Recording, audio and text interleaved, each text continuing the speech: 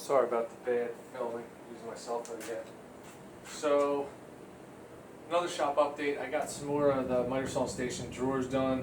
The whole right side, all the drawers are done. The mahogany drawer pulls are, as you can see, on. If you notice the difference in color, I used red oak plywood for the bottom and poplar for the top, so you can see. I was playing around with some different colors and whatnot, so that's why it's different. But I had a chance to upgrade my dust collection, which, as you can see right here, is the Powermatic PM1300. It can be wired for 110 or 220. I wired it for 110. It was 220 because I didn't want to run another 220 line, which I just ran for the new table saw, because I have a lot of circuits tied up in my new panel. I don't want to go crazy. So I got that for $650 off Craigslist with the dust separator and some hoses and a bunch of blast gates. Turns out it was another fireman that I got it from in Maryland. So for $650, I think it was a good deal. It's in excellent shape. Not even any scratches on it except for a couple I put on when I was moving it. So I have it just mocked up now so that I can use it, and that is 4-inch drain pipe. So I got that at one of our suppliers. It's a plumbing wholesale yard. A 10-foot section of 4-inch drain pipe cost me $9, 90 cents a foot. So it's really inexpensive. And there's a 45 coming off of the lid that goes to a Y, and then right there's a blast gate going to the 4-inch hose that goes to my table saw. I think what I'm going to do for now is I have the Dust Right, 4-foot to 21-foot blue collapsible hose with the 2 Dust Right fittings and the hose end. It's like a handle.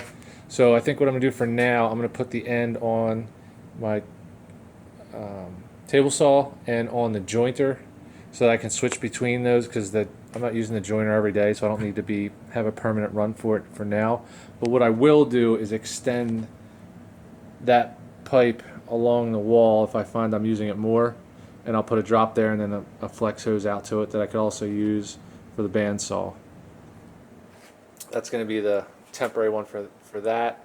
I may also I have a bunch of Ys. I may put an L in right there and then transition that to like 2.5, because I have a bunch of that hose, so that I have a dust port for the oscillating sander.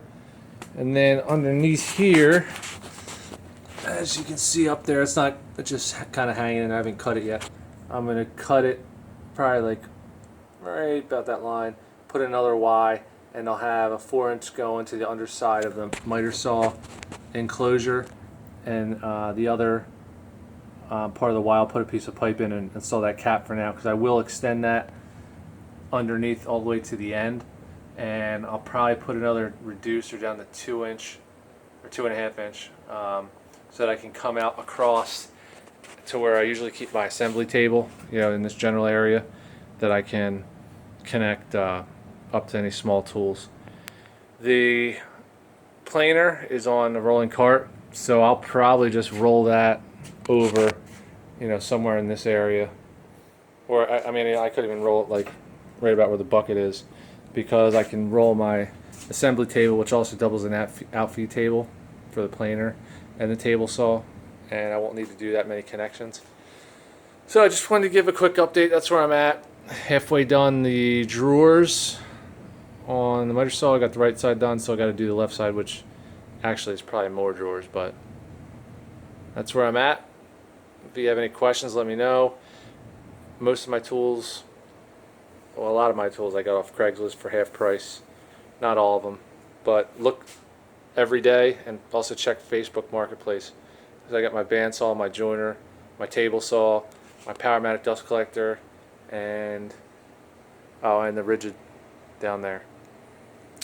So I hope I help somebody out. I always try to give back as much as I can, because almost everything I know about woodworking tools and techniques and everything I've done has been from YouTube.